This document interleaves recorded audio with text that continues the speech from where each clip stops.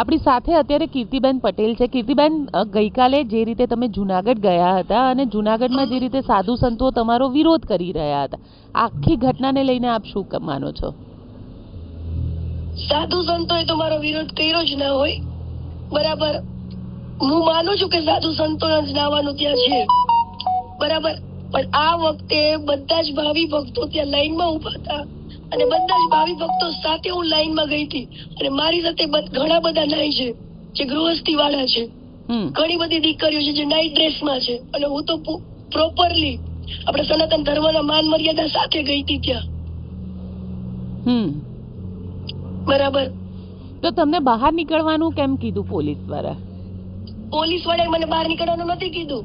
ત્યાં ઇન્દ્ર ભારતી બાપુએ પાછળથી એવું કીધું કે આને કયો બહાર કાઢો આને, એટલે પેલા સિક્યુરિટી વાળા મને કેવા આવ્યા કે બેન મેં તો સ્નાન કરી લીધું તો ઓલરેડી, બરાબર.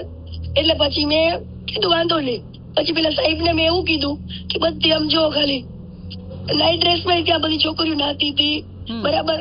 મેં જેવો ભગવો પહેર્યો હતો કેટલી છોકરીઓ ભગવો પહેર્યો હતો, શું સર્ટિફિકેટ લઈને ડૂબકી લગાવે છે ત્યાં, બરાબર. જો કીર્તિ પટેલ એમ કેતા હોય કે ભગવો પહેરીને એ ડૂબકી લગાવી ગઈ, તો કેટલી બધી છોકરીઓ એવા જ કલરના કપડા પહેર્યા હતા. પણ એમાં એવું છે કે ત્યાં આગળ જે સાધુ સંત છે એ લોકોને એવું કહેવું છે કે સાધુના કપડા પહેરવાથી સાધુ નથી બની જવાતું. પણ હું ક્યાં કહું છું કે હું સાધુ છું, સનાતની છું એવું કીધું છે મેં તો. અને એવો પણ આરોપ લગાડી રહ્યા છે કે સાધુને બદનામ કરવાનું આ કૃત્ય છે, તંત્રએ કાર્યવાહી કરવી જોઈએ. નહીં, સાંભળો, કાર્યવાહી જો કીર્તિ પટેલ ઉપર કરીને તો ત્યાં આગળના વરિયા સાહેબ કરીને પીઆઈ સાહેબે ડૂબકી લગાવવામાં હતા મારી સાથે, બરાબર. ઈ તો જીન્સ પેન્ટમાં હતા.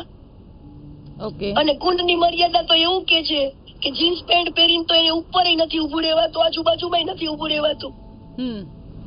એની મર્યાદા તો એ છે. જો સાચા સનાતન ધર્મની તમે વાંચો ને તો એ કહેવત છે. પણ ત્યાં આગળ જ્યારે પોલીસે બહાર કાઢતા હતા ત્યારે તમારી અને પોલીસનો એક વિડીયો પણ વાયરલ થયો છે, જેમાં એમાં વિડીયોમાં એ વાયરલ થાય છે કે એટલું પબ્લિક હોય, બરાબર, એ મારો હાથ પકડીને મને લઈ જાય તો કેવું ગંદુ ફીલ થાય કે ભાઈ આ કઈક આરોપી હશે, કઈક થયું હશે. એ મારી સેફટી માટે જ આવેલા હતા, પણ મેં એમને 1000 વાર કીધું કે તમારા સેફટી માટે આવેલા છો તો મને પ્રેમથી લઈ જાઓ, મારી સાથે ચાલો, તમે હાથ મારો ના, એ રીતે બાવડું ના પકડો મારું, બરાબર. એ રૂલ્સ તો એમની પણ રાખવો જોઈએ ને. જો મારી સેફટી માટે આવ્યા હોય તો મને ખેંચીને ના લઈ જાય. મીડિયામાં મને બોલવાનો મોકો આપવો તો કે ત્યાં બધા નાતા હતા એના વિશે હું બોલું. કારણ કે એવું કહેવાય છે કે તમે આ સસ્તી પ્રસિદ્ધિ માટે થઈને આ કર્યું. મને કોઈ સસ્તી પ્રસિદ્ધિ માટે ઇન્ટરેસ્ટ નથી, બરાબર. કીર્તિ પટેલ ઓલરેડી પ્રસિદ્ધ જ છે, અને મને તો લાગે છે કે જેને પ્રસિદ્ધ થવું હોય એ કીર્તિ પટેલ નું ચલાવે. તો કીર્તિ પટેલ એકલીને જ ગુનો કેમ કરો? બધા ઉપર કાર્યવાહી તમતાર, મને મારો ગુનો મંજૂર છે, હાલો. તો તમને શું લાગે છે કેમ તમારા ઉપર જ કાર્યવાહી કરવામાં આવી? હશે લોકોને કઈક તો જ હશે ને. પેટમાં દુખે છે, બીજું કહેવાય ને કે માથું કૂટે છે, એવી વાત છે. અચ્છા, બાકી કીધું ને મેં તમને કે મહાદેવજીની ઈચ્છા વગર પાંદડું પણ ના હલે, બરાબર. તો મહાદેવજીની કૃપા હશે, મહાદેવજીની ઈચ્છા હશે ને તો જ કીર્તિ પટેલ નું સ્નાન થયું હોય. બાકી તો કીર્તિ પટેલ લુલી લંગડી ન થઈ ગઈ હોય. બિલકુલ. કીર્તિબેન, આ થયા પછી તમારી કોઈની સાથે વાત થઈ સરકારમાંથી કે કોઈની સાથે? મારી તો હજુ કોઈ સાથે વાત નથી થઈ, પણ થશે તો બધા જવાબ ને બધા એવિડન્સ લઈને બેઠી છું, બધા પુરાવા જેટલા નાઈટ ડ્રેસમાં ત્યાં નાતા હતા ને એના પણ, બરાબર. હું તો પ્રોપરલી મારા ધર્મને માનીને ગઈ હતી અને પ્રોપર વે માં ગઈ હતી, મર્યાદામાં.